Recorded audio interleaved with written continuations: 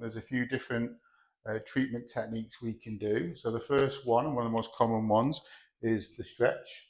So we can bring patients up, so we're doing gluteal stretch, and just put them into flexion to 90, and then just holding it. You can get quite close. Now in this position, you can do what we call hold relax.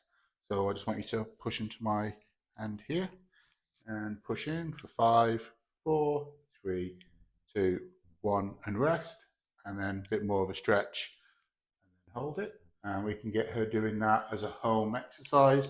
So we can get her to bring her knee up. That's it. And then just putting your foot there, and then using this hand, and then just pushing away to feel the stretch in the bum, and then come back.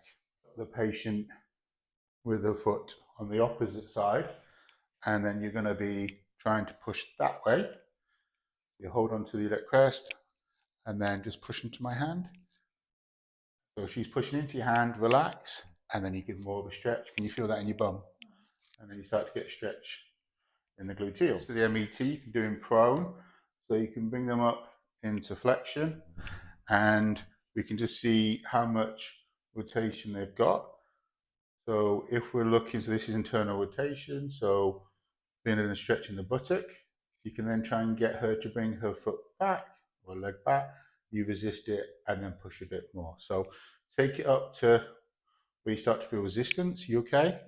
And then bring your leg back, push into my hand and rest, and then gently push a bit more, hold it, and then you can carry on and repeat it.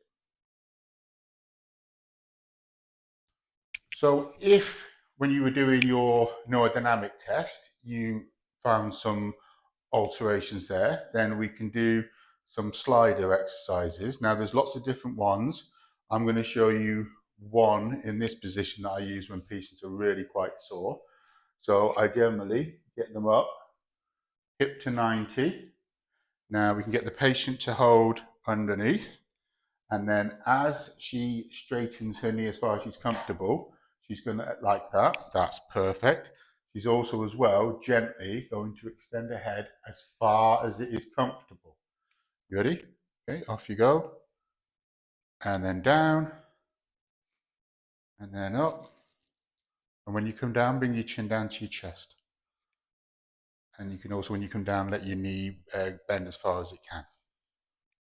That's it. So we are doing distal and proximal sliders. But then as that gets easier and they become less sensitive, we can progress it into sitting, so the normal slump position. So you can help the patient if they need to, but obviously moving on, it should be okay for them to do. So all I want you to do is, when I say go, you're going to gently straighten your knee and gently look up at the same time. Okay, off you go. And down, and bring your chin all the way down to the chest and bend your knee as far as you can, and then repeat it. That's it. So we're trying to make sure she doesn't lean back, and do it again, and back down. And you can also do some manual techniques. So if you've done your palpation and you've reproduced some trigger points, so first of all, you find it more in the piriformis, because the glute is overlaying it. You won't get straight to it anyway, but you can start off by just doing kneading, just to try and relax the muscle. And it's quite a nice one for people with pain. Now, if they've got pain in around the sciatic notch area, as we talked about before, so again, you can feel it, you can actually palpate, you can just do gentle movement. And if it's more the ischiofemoral space, so like we said, we go to the ischial tuberosity, and then we come lateral and using the arm, and it's a bit the hand, and it's a bit nicer than going to dig in with your fingers. That's quite a nice one.